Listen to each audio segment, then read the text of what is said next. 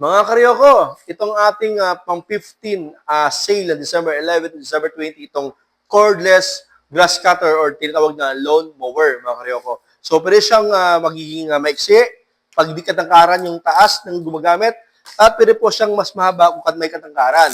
So, pero ang pinakamaganda sa kanya, yung angle niya, pwede pababa, pwede po pataas, mga karyoko. Yan. Okay? So, ngayon naman po, ay stainless body siya. So, known as grass cutter to. Kahit nga, para kang gumamit ng gasoline na gas cutter kasi malakas talaga itong mga reo ko.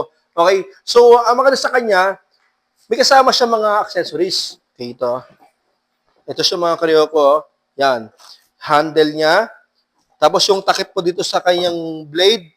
Handle. Tapos itong blade. Para po di katasikan yung mga pinuputol. Okay? Dito blade cover pala. Sorry, cover. Tapos ito naman po, kanyang accessories. May kasama siyang bala na pangputol sa mga sanga. Okay, sa mga puno-puno. Ito, kung makakapal na sanga sa ilalim, pwede pong gamitin.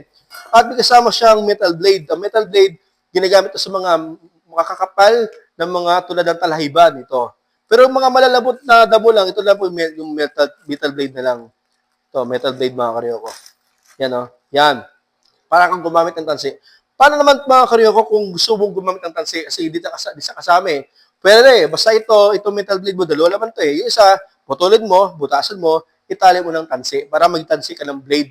Yun ang DIY mga karyoko. Okay, so ito naman po ang ating cordless grass cutter mga karyoko. The best to sa mga bata, lalo matatanda rin na ayaw pong ma-stress at gusto portable at magaan lang pero malupit, matindi, pumutol ng mga damo at sanga-sanga. Okay, ito available sa Dasmariñas, Cavite at saka Quiapo, Manila mga karyoko. Ito ay sinisale ko dati ng 1,750 pero ngayon binibenta ko siya ng 1,500 pesos. 1,500 mga karyoko. December 11 to December 20. Maraming salamat and God bless.